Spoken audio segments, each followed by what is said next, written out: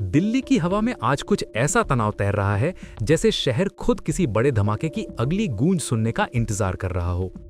गलियों में आवाजें भले शांत हों, लेकिन हर दिल में एक ही सवाल बार बार दस्तक दे रहा है। आखिर अब होने क्या वाला है? क्या भारत वो कदम उठाने जा रहा है जिसका अंदेशा हर कोई महीनों से लगाता आ रहा था? क्योंकि जो धमाका दिल्ली के दिल को हिला गया है, उसने सिर्फ दीवारें नहीं बल्कि देश की धड़कनें भी हिला दी हैं।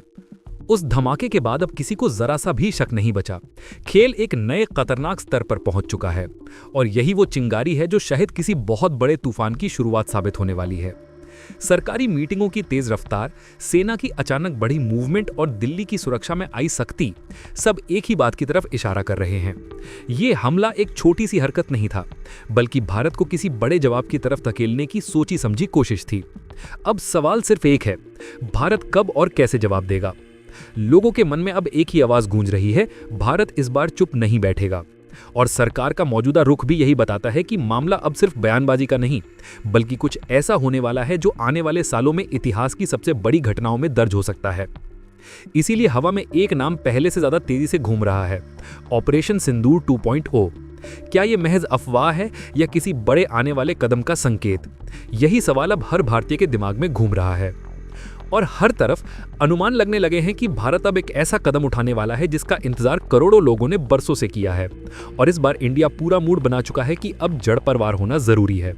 जांच एजेंसियां जब से काम पर लगी हैं, तब से हर दिन कुछ ऐसा सामने आ रहा है जिससे साफ हो गया है कि ये कोई सामान्य मॉड्यूल नहीं था, बल्कि कई राज्यों में फैला हुआ एक खतरनाक नेटवर्क था, जिसमें ऐसे लोग शामिल थे जिन पर शक करने की गलती कोई कर ही नहीं सकता था, क्योंकि ऊपर से वो सब बहुत सीधे साधे और आम जिंदगी जीने वाले चेहरे लगते थे। उनमें से एक डॉक्टर भी थी जो 2 साल से धीरे धीरे और बेहद सफाई के साथ ऐसी चीजें इकट्ठा कर रही थी जो किसी सामान्य व्यक्ति के घर में तो क्या उसके सपने में भी नहीं आ सकती। और इस सब को अंजाम देने के पीछे जो हाथ था, वो सिर्फ उस पार बैठे आकाओं का था जो हमेशा भारत को अस्थिर करने की कोशिशों में लगे रहते हैं।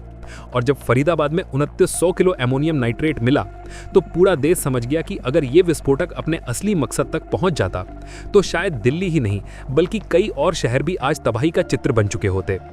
और ये सब देखकर ही सुरक्षा एजेंसियों को पूरा भरोसा हो गया कि इस बार योजना इतनी गहरी थी कि इसे सिर्फ सीमा से भेजे गए लोगों ने नहीं, बल्कि भारत के अंदर बैठे कुछ ऐसे चेहरों ने मिलकर तैयार किया था जो ऊपर से बेहद सभ्य नजर आते थे। और यही इस पूरी साजिश को और भी ज्यादा खतरनाक बना देता है।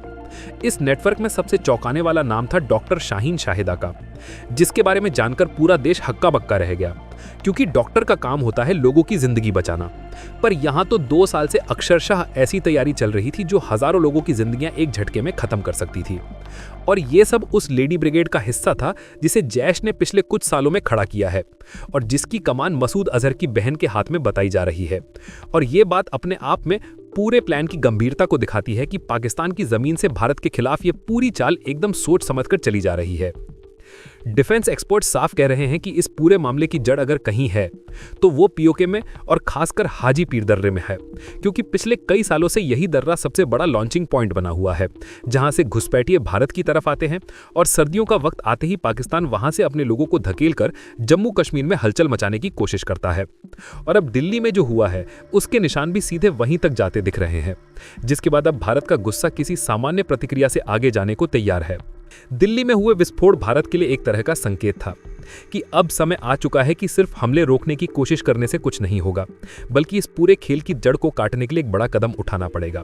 और वो कदम है पीओके में जो कुछ हो रहा है उसे खत्म करना, क्योंकि जब तक वहां के लॉन्चिंग पैड और सुरक्षित ठिकानों पर वार नहीं होगा, तब तक भारत को बार बार ऐसी चोटें मिलती रहेंगी। और यही वजह है कि अब चर्चा सिर्फ जवाबी हमले की नहीं, बल्कि पीओके तक जाकर कुछ बड़ा करने की हो रही है। सरकार की हाई लेवल मीटिंगों में जो माहौल है और सेना की लगातार बढ़ती हुई तैयारियों को देखकर भी यही लगता है कि इस बार खेल काफी बड़ा है। और पाकिस्तान की तरफ भी खलबली इसी बात की है कि भारत इस बार जो करेगा वो पिछले किसी भी कार्यवाही से बहुत आगे जाने वाला है। और शायद इसी वजह से ऑपरेशन सिंदूर 2.0 का नाम सामने आते ही पाकिस्तान के बड़े बड़े चेहरों का रंग उड़ जाता है, क्योंकि उन्हें पता है कि पिछले ऑपरेशन में क्या हुआ था और इस बार तो भारत कई गुना ज्यादा ताकत के साथ आ सकता है। राफेल, तेजस और सुखोई का नाम आते ही पाकिस्तान के रडार कांपने लगते हैं। और ये सिर्फ कहने की बात नहीं, बल्कि ये सच है कि भारत के ये फाइटर जेट अपनी क्षमता में इतने मजबूत हैं कि अगर पीओके तक बड़ी कार्यवाही होती है तो ये तीनों किसी मिसाइल के साथ मिलकर एक ऐसा कॉम्बिनेशन बना देंगे जिससे बचना लगभग नामुमकिन हो जाएगा। और इस बार ब्रह्मोस भी अकेली नहीं होगी, बल्कि उसके साथ उसके नए वर्जन और कई और हथियार इस ऑपरेशन का हिस्सा बनाए जा सकते हैं, जो अब तक किसी बड़े ऑपरेशन में इस्तेमाल नहीं हुए हैं। दोस्तों, अब बात करते हैं उस सबसे महत्वपूर्ण और रणनीतिक बिंदु की जो इस पूरे ऑपरेशन की रीढ़ माना जाता है, हाजीपीर दर्रा। ये दर्रा केवल एक रास्ता नहीं, बल्कि पाकिस्तान के लिए एक जीवन रेखा है, क्योंकि यही वो जगह है जहां से वो घुसपैठियों को ट्रेनिंग देकर भेजता है।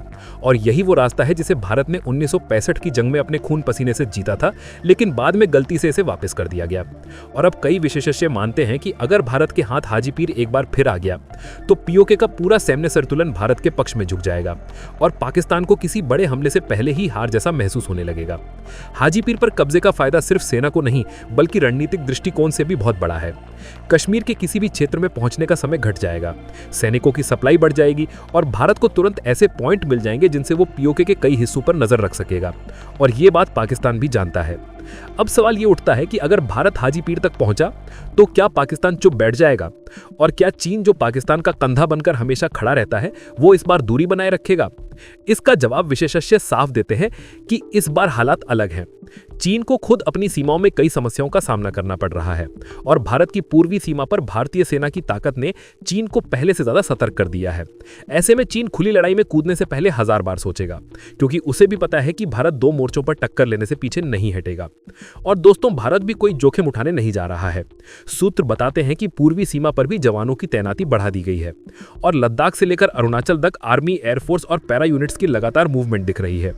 और ये मूवमेंट केवल एक संदेश देने के लिए है कि अगर तुमने पीओके में भारत के मिशन में दखल दिया तो फिर ये जंग सिर्फ एक राज्य तक सीमित नहीं रहेगी, बल्कि ये आग तुम्हारी सीमा तक पहुंच जाएगी।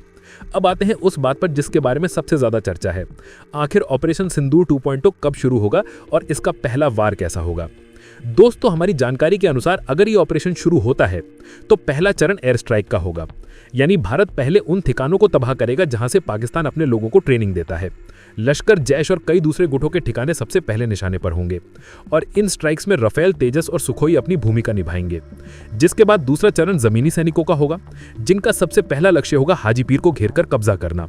ये ऑपरेशन सिर्फ पीओके को वापस लेने का अभियान नहीं, बल्कि वो कदम है जो भारत को दशकों से परेशान करने वाली हर समस्या को जड़ से मिटा सकता है। और इसीलिए इसे लेकर देश में भी एक अलग ही माहौल है। लोग सोशल मीडिया पर लगातार लिख रहे हैं कि अब हमें आधा काम नहीं, पूरा काम चाहिए और इस बार इतिहास की जो गलती हुई थी उसे ठीक किया जाना चाहिए। दोस्तों, बड़ा सवाल यह भी है कि पाकिस्तान की अर्थव्यवस्था पहले ही टूट चुकी है और उसका सैन्य ढांचा भी दबाव में है। ऐसे में क्या भारत से सीधी लड़ाई झेल पाएगा? विशेषज्ञों का कहना है कि पाकिस्तान की हालत इतनी खराब है कि वो पहली स्ट्राइक की चोट भी नहीं सह पाएगा। और अगर भारत ने पीओके तक कदम बढ़ा दिया तो पाकिस्तान के सामने सिर्फ 2 रास्ते बचेंगे, या तो वो शांति की भीख मांगे या फिर अपनी जमीन का बड़ा हिस्सा खो दे। लेकिन इसी के साथ भारत ये जानता है कि युद्ध कभी भी आसान नहीं होता और ऐसे में सरकार अपने कदम बहुत ध्यान से उठा रही है। किसी भी कीमत पर भारत नहीं चाहता कि आम नागरिकों को नुकसान हो और इसी कारण सभी ऑपरेशन की प्लानिंग इस तरह की जा रही है कि जंग सिर्फ सैन्य ठिकानों तक सीमित रहे और आम लोगों को कम से कम नुकसान पहुंचे। और दोस्तों, अब जो माहौल बन चुका है वो बताता है कि भारत सिर्फ सीमा की सुरक्षा के लिए नहीं, बल्कि पीओके को वापस लेकर उस दर्द को खत्म करने के लिए तैयार है जो 1947 से देश को सालों से चुभता आया है। हाजीपीर की बर्फीली चोटियों से लेकर मुजफ्फराबाद की घाटियों तक एक नई कहानी लिखने का समय आ चुका है। पूरा देश एक उम्मीद के साथ खड़ा है कि इस बार खेल अधूरा नहीं रहेगा। इस बार जवाब सिर्फ चोट का नहीं, बल्कि इतिहास बदलने का होगा। और जब ऑपरेशन सिंदूर 2.0 शुरू होगा तो सिर्फ पाकिस्तान ही नहीं, बल्कि पूरी दुनिया देखेगी कि भारत जब जवाब देता है तो वो सिर्फ हमला नहीं, बल्कि पूरा अध्याय बदल देता है। खैर दोस्तों, आज के लिए बस इतना ही। हालांकि आपका इस मुद्दे पर क्या कहना है, अपनी राय नीचे कमेंट में जरूर दें। वीडियो अच्छी लगी हो तो वीडियो को लाइक कर चैनल को सब्सक्राइब कर लें और इसे अपने दोस्तों के साथ भी जरूर शेयर करें। जय हिंद।